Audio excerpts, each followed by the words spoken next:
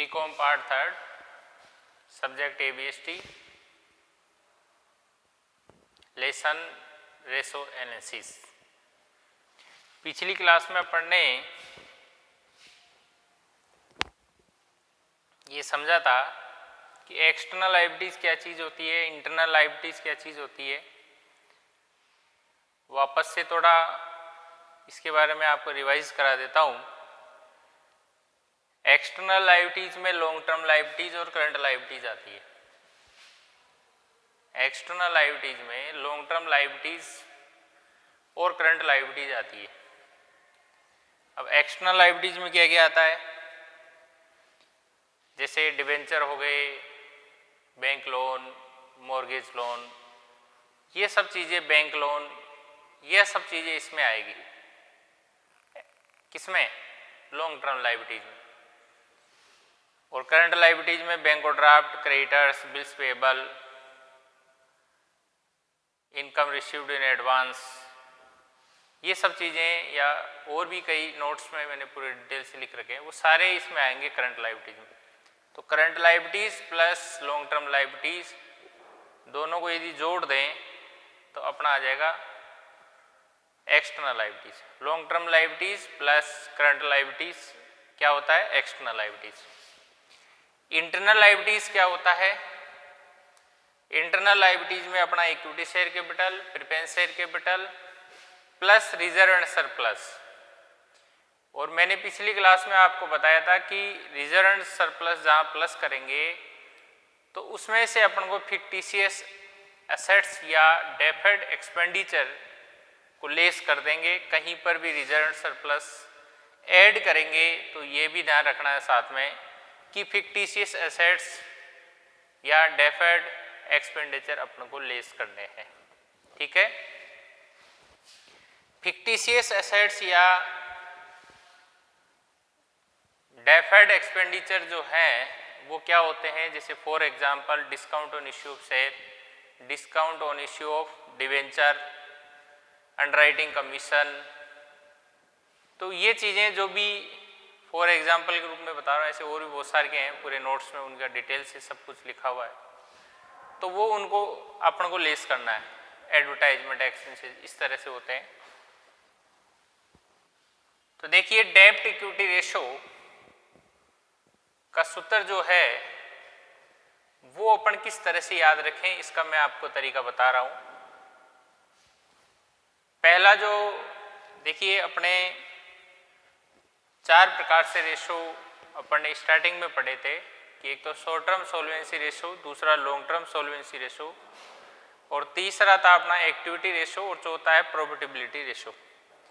जिसमें पहला जो है शॉर्ट टर्म सॉल्वेंसी रेशो अपन ने पिछली क्लासों में पढ़ लिया है। आज अपन लॉन्ग टर्म सॉल्वेंसी रेशो पढ़ रहे हैं। लॉन्ग टर्म सॉल्वेंसी रेशो में 6 रेशो है। लॉन्ग टर्म सॉल्वेंसी रेशो में 6 रेशो है। लॉन्ग टर्म सॉल्वेंसी रेशो को कैपिटल स्ट्रक्चर रेशो भी कह सकते हैं और लिवरेज रेशो भी कह सकते हैं। पहला है डेब्ट इक्विटी रेशो, दूसरा है सॉल्वेंसी रेशो या डेब्ट टू टोटल एसेट्स रेशो, तीसरा है प्रोप्राइटरी रेशो, और चौथा फिक्स एसेट्स रेशो, पांचवा इंटरेस्ट कवरेज रेशो, और छठा है कैपिटल गियरिंग रेशो। इस तरह से लॉन्ग टर्म सॉल्वेंसी रेशो में 6 सूत्र हैं। अपन ने पिछली क्लास में शॉर्ट टर्म सॉल्वेंसी रेशो के अपन ने सूत्र पढ़े थे, याद हो तो आपको करंट रेशो, लिक्विड रेशो है ना, super liquid ratio, cash ratio, इस तरह से अपन ने पढ़े थे। आज लॉन्ग टर्म सॉल्वेंसी रेशो में अपन सूत्र पढ़ने जा रहे हैं, जो भी फॉर्मूले हैं, और वो फॉर्मूले यहाँ पर 6 है। ठीक है, बहुत आसान है, अपन को एक बार इनको रटना नहीं है, इनको समझना है कि किस तरह से ये सूत्र अपन को याद रहे। तो डेब्ट इक्विटी रेशो देखिए आप, सबसे पहला सूत्र जो है डेब्ट इक्विटी रेशो। तो डेब्ट का मतलब समझें आप। डेब्ट का मतलब आप डिबेंचर से समझ सकते हैं या लोन समझ सकते हैं, है ना। और आपको पता हो तो डेब्ट मतलब डिबेंचर या लोन किस में आता है, इंटरनल या एक्सटर्नल, एक्सटर्नल में आता है, क्योंकि लोन या डिबेंचर लॉन्ग टर्म लायबिलिटीज में आते हैं। और अभी मैंने आपको बताया था कि long term liabilities plus current liabilities external liabilities होती है। तो अपन को ये कंफ्यूज है क्योंकि ज़्यादातर स्टूडेंट्स को ये तो याद रहता है कि डेब्ट इक्विटी रेशो में एक साइड एक्सटर्नल लायबिलिटी जाएगी और एक साइड इंटरनल लायबिलिटी जाएगी। डेब्ट इक्विटी रेशो में एक साइड इंटरनल लायबिलिटीज और एक साइड एक्सटर्नल लायबिलिटी जाएगी, लेकिन ये कंफ्यूज रहता है कि पहले एक्सटर्नल लायबिलिटी जाएगी या पहले इंटरनल लायबिलिटीज आएगी। ठीक है, तो इस चीज को मैं याद रखने का आपको तरीका बता रहा हूं। डेब्ट का मतलब लोन या डिबेंचर, और वो डिबेंचर किस में आते हैं, लॉन्ग टर्म लायबिलिटीज में, और long term liabilities plus current liabilities क्या होता है, एक्सटर्नल लायबिलिटीज। यानी डेब्ट से अपन को समझ आना कि एक्सटर्नल, और इक्विटी किस में आता है, इंटरनल में। इक्विटी किस में आता है, equity share capital, preference share capital plus reserve and surplus minus deferred expenditure या फिक्टिशियस एसेट्स। तो इक्विटी शेयर कैपिटल कहाँ आएगा, इंटरनल लायबिलिटीज में। तो अब अपन का ये जो कंफ्यूज है कि पहले इंटरनल लायबिलिटी जाएगा या एक्सटर्नल लायबिलिटी जाएगा, तो इस कंफ्यूज को दूर करने के लिए यहाँ से आप इस चीज को समझें कि डेब्ट का मतलब एक्सटर्नल लायबिलिटीज, यानी पहले एक्सटर्नल लायबिलिटी जाएगा, फिर इक्विटी का मतलब इंटरनल लायबिलिटीज, फिर इंटरनल लायबिलिटी जाएगा। ठीक है, तो आप समझ गए होंगे, पहले एक्सटर्नल लायबिलिटी जाएगा और फिर इंटरनल लायबिलिटीज आएगा। ये तो अपना डेब्ट इक्विटी रेशो का जो फॉर्मूला है उसको याद करने का तरीका मैंने आपको बता दिया है। डेब्ट का मतलब समझ जाना एक्सटर्नल लायबिलिटीज और इक्विटी का मतलब समझ जाना आप इंटरनल लायबिलिटीज। और इतना सा तो आपको याद रखना पड़ेगा कि डेब्ट इक्विटी रेशो में दो चीजें आती है, एक्सटर्नल लायबिलिटीज और इंटरनल लायबिलिटीज। पहले कौन सा आएगा वो आप डेब्ट इक्विटी रेशो पढ़ के मालूम कर सकते हैं। डेब्ट मतलब एक्सटर्नल लायबिलिटीज और इक्विटी मतलब इंटरनल लायबिलिटीज। चलिए, इनका क्रम थोड़ा आपको ध्यान रखना है कि सबसे पहले जैसे डेब्ट इक्विटी रेशो, फिर सोल्वेंसी रेशो, फिर प्रोप्राइटरी रेशो, फिर फिक्स एसेट्स रेशो, फिर इंटरेस्ट कवरेज रेशो और फिर कैपिटल गियरिंग रेशो। जिस तरह से मुझे याद है उस तरह से आपको भी याद रहनी चाहिए। कर सकते हैं, कोई बड़ी चीज नहीं है कि सबसे पहले डेब्ट इक्विटी रेशो, दूसरा सोल्वेंसी रेशो, तीसरा प्रोप्राइटरी रेशो, चौथा फिक्स एसेट्स रेशो, पांचवा इंटरेस्ट कवरेज रेशो और छठा कैपिटल गियरिंग रेशो। इस तरह से आप भी एक दो बार रिपीट करेंगे, थोड़ा दिमाग में इनको मतलब थोड़ा फिक्स करने की कोशिश करेंगे, जरूर आपको याद होंगे, कोई दिक्कत नहीं है। चलिए, सोल्वेंसी रेशो और प्रोप्राइटरी रेशो किस तरह से अपन याद करें, इसका तरीका मैं आपको बताने जा रहा हूं कि किस तरह से अपन इसके सूत्र याद रख सकते हैं। चलिए अपन देखते हैं, एक मिनट। देखिए, आपको ये तो पता चल गया कि डेब्ट इक्विटी रेशो का फॉर्मूला एक्सटर्नल लायबिलिटीज बटा इंटरनल लायबिलिटीज होता है। फिर आपको क्रम याद है, डेब्ट equity ratio, solvency ratio, proprietary ratio, इस तरह से आएंगे। तो देखिए, सोल्वेंसी रेशो में एक्सटर्नल लायबिलिटीज ले लीजिए और प्रोप्राइटरी रेशो में आप इंटरनल लायबिलिटीज ले लीजिए। ठीक है, पहले क्या है एक्सटर्नल लायबिलिटीज, तो एक्सटर्नल लायबिलिटीज, फिर क्या है इंटरनल लायबिलिटीज, तो इंटरनल लायबिलिटीज। दोबारा से बता रहा हूं, पहले क्या है एक्सटर्नल लायबिलिटीज, तो एक्सटर्नल लायबिलिटीज, फिर इंटरनल लायबिलिटीज, इंटरनल लायबिलिटीज। फिर भी मान लीजिए कंफ्यूज रहता है तो उसका मैं आपको एक तरीका बता रहा हूं, उससे आप याद रख सकते हैं। जैसे अभी मैंने इसमें बताया था आपको कि डेब्ट मतलब डिबेंचर, और डिबेंचर किस में आते हैं, एक्सटर्नल लायबिलिटीज में। इक्विटी किस में आते हैं, इंटरनल लायबिलिटीज। तो पता चल गया, पहले डेब्ट यानी एक्सटर्नल लायबिलिटीज, फिर इक्विटी यानी इंटरनल लायबिलिटीज। ठीक है, तो एक्सटर्नल लायबिलिटीज पहले है तो एक्सटर्नल लायबिलिटीज आ गई, इंटरनल लायबिलिटीज तो इंटरनल लायबिलिटीज आ गई। नीचे क्या आएगा, नीचे तो टोटल एसेट्स आएगा, दोनों ही जगह सेम है। ठीक है, फिर भी मान लीजिए आपको याद नहीं रहे तो उसके लिए आप यूं समझें, सोल्वेंसी का मतलब होता है शोधन यानी भुगतान करना। पेमेंट करना, तो हमेशा अपन को पेमेंट करना होता है एक्सटर्नल लायबिलिटीज को, है ना, जिसमें long term liabilities plus current liabilities आती है।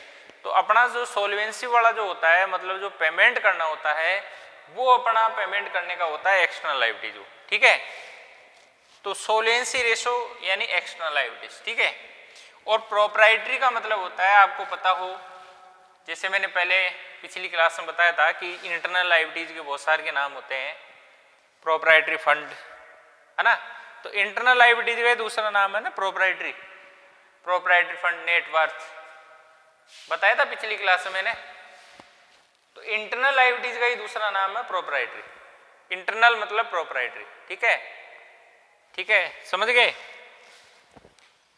तो सोल्वेंसी एक्सटर्नल लायबिलिटीज और प्रोप्राइटरी इंटरनल लायबिलिटीज, है ना। इंटरनल का ही दूसरा नाम है प्रोप्राइटरी, ठीक है। या फिर आप यूं रख सकते हैं, एक्सटर्नल है तो पहले एक्सटर्नल, इंटरनल है तो फिर इंटरनल। नीचे क्या आएगा, total assets, total assets,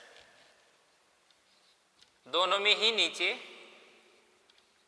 total assets आएगा, ठीक है। यहां तक समझ गए।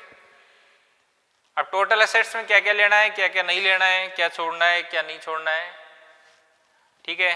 जैसे उसमें कई बार थोड़ी बहुत समस्या आएगी, trade investment, non trade investment, fixed assets लेनी है नहीं लेनी है टोटल एसेट्स में। इसके लिए नोट्स में हर चीज़ मेंशन की हुई है, आराम से लिखी हुई है डिटेल से, आप उसको पढ़ें। और बाकी यदि अपन को समय मिला तो मैं आपको और इनके बारे में थोड़ा आगे नोट्स में जिस स्पीड जिस हिसाब से टॉपिक दिए हुए उस हिसाब से मैं आपको पूरा बताने की कोशिश करूँगा, ठीक है। लेकिन आप खुद भी पढ़ लें तो अच्छा रहेगा, है ना। टोटल एसेट्स में क्या क्या लेंगे क्या क्या नहीं लेंगे वो सब नोट्स में लिखा हुआ है। नेक्स्ट, या फिर अपन क्वेश्चन पढ़ते समय एक बार देख लेंगे, है ना, वहाँ से भी अपनी ये चीज़ क्लियर हो जाएगी। इसके बाद में फिक्स एसेट्स रेशो, तो फिक्स एसेट्स है तो फिक्स एसेट्स आ गई, सब में यही है। डेप्ट है तो डेप्ट यानी एक्सटर्नल, सोलेंसी यानी एक्सटर्नल, ठीक है, प्रोप्राइटरी यानी इंटरनल, और फिक्स एसेट्स आ गया था ऊपर, फिक्स एसेट्स, ये तो याद रह जाएगा। नीचे क्या आएगा, लॉन्ग टर्म फंड या कैपिटल एम्प्लॉयड। अब लॉन्ग टर्म फंड या कैपिटल एम्प्लॉयड आप अच्छी तरह से जानते हैं कि long term liabilities plus current liabilities को यदि अपन जोड़ दें, सॉरी, इंटरनल लायबिलिटीज में अपन लॉन्ग टर्म लायबिलिटीज जोड़ दें तो अपना लॉन्ग टर्म फंड आता है। क्योंकि यदि लॉन्ग टर्म लायबिलिटीज में करंट लायबिलिटीज जोड़ेंगे तो वो एक्सटर्नल लायबिलिटीज आएगी, है ना। इंटरनल लायबिलिटीज में लॉन्ग टर्म लायबिलिटीज जोड़ दें तो लॉन्ग टर्म फंड या कैपिटल एम्प्लॉयड आ जाएगा, या फिर टोटल एसेट्स या टोटल लायबिलिटीज में से अपन करंट लायबिलिटीज लेस कर दें तो भी अपना लॉन्ग टर्म फंड या कैपिटल एम्प्लॉयड आ जाएगा। चलिए नेक्स्ट, याद रखना स्पेशल रूप से, नोट्स में यहाँ स्टार भी लगा हुआ है। स्टार इसलिए लगा हुआ है क्योंकि ये याद अलग से रखना है, यहाँ पर भूलने के चांसेस होते हैं। क्योंकि फिक्स एसेट रेशो है तो ऊपर फिक्स एसेट्स तो सबको याद रह जाएगा, लेकिन नीचे क्या आएगा, लॉन्ग टर्म फंड या कैपिटल एम्प्लॉयड, ये आपको अलग से याद रखना, इसलिए यहाँ पर एक स्टार लगा हुआ है नोट्स में, ठीक है। Next, interest coverage ratio. तो इंटरेस्ट कवरेज रेशो कैसे आएगा, net income before interest and tax बटा इंटरेस्ट पेबल। इंटरेस्ट पेबल जैसे डिवेंचर है, जैसे 12% की डिवेंचर है और 1 लाख की डिवेंचर है, तो 1 लाख का 12% यानी 12% 12,000 रुपये हो गए, वो इंटरेस्ट आ जाएगा, है ना। Net income before interest and tax कैसे आएगा, है ना, पूरी वो EBIT माइनस इंटरेस्ट, इस तरह से पूरा अपन को लेना पड़ेगा ना, पूरा नोट्स में लिखा हुआ कंप्लीट। और ये तो आपके बीकॉम सेकेंड ईयर में भी आया हुआ है, ठीक है, ठीक है। Net income before interest and tax, तो आपने एक बार EBIT का भी नाम सुना होगा आपने, EBIT earning before interest and tax, मतलब चाहे आप इसे EBIT कह दें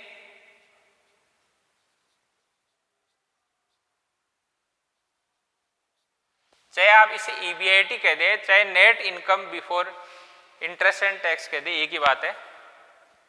तो देखिए इसके मैं नाम बदल बदल के लिख रहा हूं, एक तो EBIT, एक IBIT और एक लिख रहा हूं मैं PBIT। इनका मतलब आप समझना, सबके अंदर BIT सेम है। देखिए आप BIT ये बिल्कुल सेम है, बिफोर इंटरेस्ट एंड टैक्स। इसका मतलब ये है, B का मतलब बिफोर, I का मतलब इंटरेस्ट और T का मतलब tax. Before interest tax, before interest tax, before interest and tax, ये हो गया BIT। तो E का मतलब क्या है? अर्निंग, I का मतलब इनकम और P का मतलब प्रॉफिट। तो अर्निंग, इनकम और प्रॉफिट एक ही बात है यहां पर। इस जगह चाहे उस चीज को आप अर्निंग कह दीजिए, चाहे उसको आप इनकम कह दो, चाहे उसको आप प्रॉफिट कह दो। तो ज्यादा फेमस वर्ड तो EBIT है, EBIT। तो EBIT कह दीजिए, IBIT कह दीजिए या PBIT कह दीजिए, एक ही बात है, कोई फर्क नहीं पड़ता है। क्योंकि BIT का मतलब होता है बिफोर इंटरेस्ट एंड टैक्स, वो सब में सेम है। E का मतलब अर्निंग, I का मतलब इनकम और P का मतलब प्रॉफिट। ठीक है, तो चाहे अर्निंग कह दीजिए, चाहे इनकम कह दो, चाहे प्रॉफिट कह दो, कुल मिलाकर net income before interest and tax EBIT होता है। लेकिन ज्यादातर क्वेश्चन में मान लीजिए ये आता है तो EBIT तो आपको डायरेक्ट क्वेश्चन में देगा नहीं, वो आपको EAT दे देगा या जो भी देगा। तो EAT से आपको फिर EBIT पर पहुंचना पड़ेगा, है ना, रिवर्स होके। वैसे अपन EBIT से EAT पर जाते हैं, है ना, EPS पर जाते हैं नीचे, है ना। लेकिन कई बार ऐसा होगा EAT दे देगा और आपको EBIT पर जाना पड़ेगा, कि जो चीजें आप लेस कर देते हैं उनको प्लस करना पड़ेगा। ठीक है, पता है आपको किस तरह से करते हैं? एक बार मैं थोड़ा रिवाइज कर देता हूं किस तरह से अपन करते हैं। देखिए, आपको पता हो तो EBIT में से यदि अपन इंटरेस्ट लेस करते हैं तो क्या आता है? EBT, earning before tax. फिर इसमें से अपन टैक्स घटाते हैं,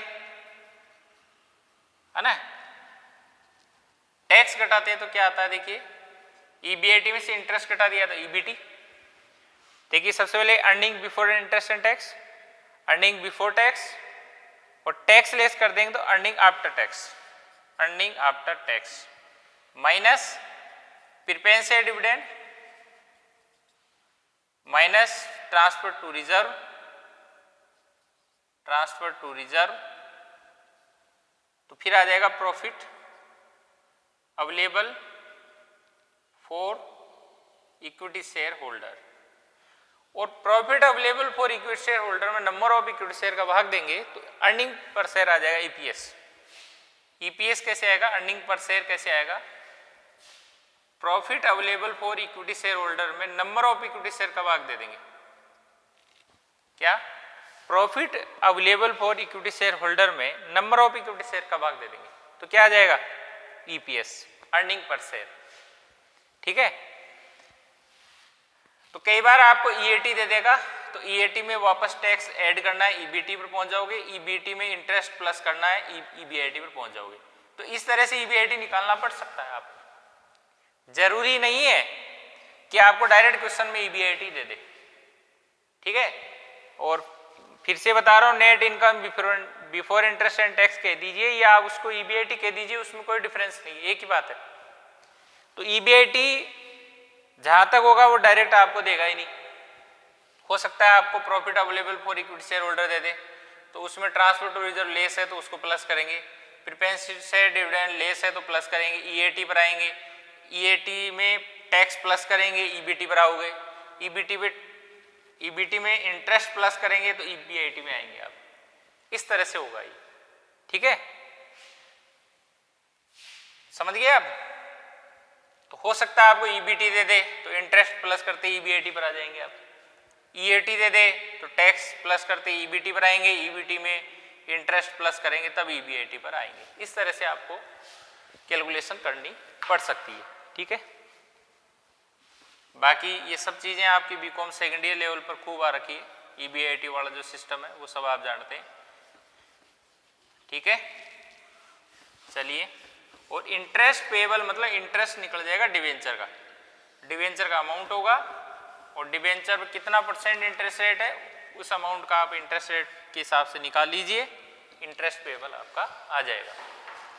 लास्ट है अपना कैपिटल गियरिंग रेशो, पूंजी दंतीकरण अनुपात। कैपिटल गियरिंग रेशो का फॉर्मूला बड़ा आसान है, equity share capital plus reserve and surplus, और उसमें फिर भाग देना है आपको preference share capital plus long term liabilities. ठीक है, ध्यान रहे equity share capital plus reserve and surplus, तो रिजर्व एंड सरप्लस यदि कहीं जुड़ रहा है तो ध्यान रखना, आपको मैंने पहले भी बताया था कि कहीं पर भी रिजर्व एंड सरप्लस यदि प्लस हो रहा है तो फिक्टिशियस एसेट्स या डेफर्ड एक्सपेंडिचर आपको लेस करना है।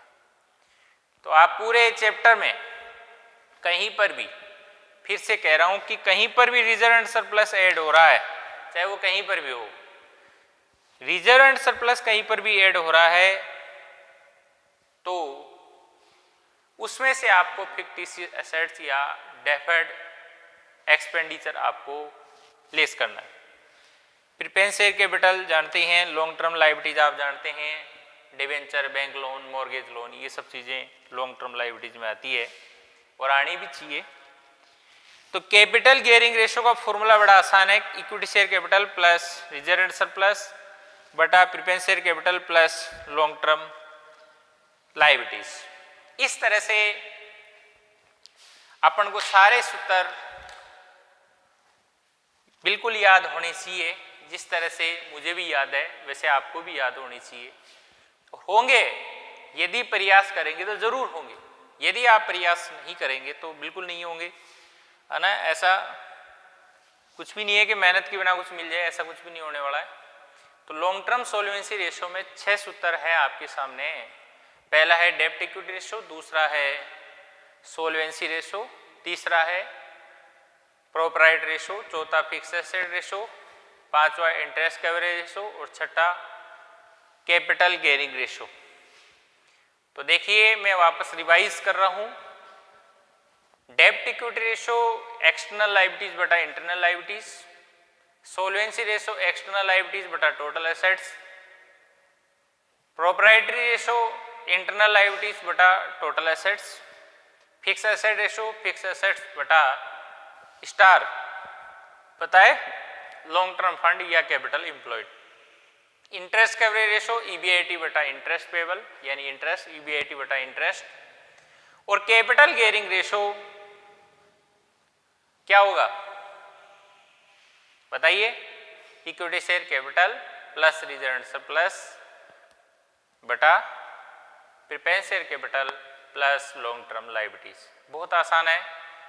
इसी तरह से पिछली क्लास में अपन ने पढ़ा था, जो शॉर्ट टर्म सॉल्वेंसी रेशो वाले जो सूत्र हैं वो अपन ने पढ़े थे, वो तो आसान है, वो भी आपको याद हो गए होंगे, ये भी आपको याद होंगे।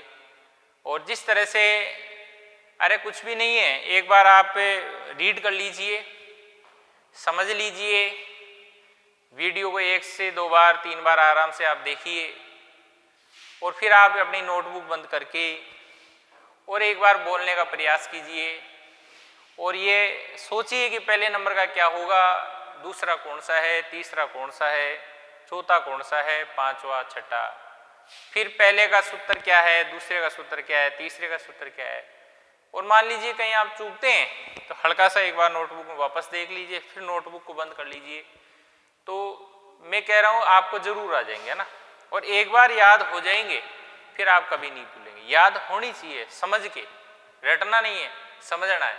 जैसे भी मैंने समझाया डेब्ट इक्विटी, तो डेब्ट मतलब एक्सटर्नल और इक्विटी यानी इंटरनल, क्योंकि डेब्ट किस में आते हैं एक्सटर्नल में, इक्विटी किस में आता है इंटरनल। इस तरह से याद करके, सोल्वेंसी यानी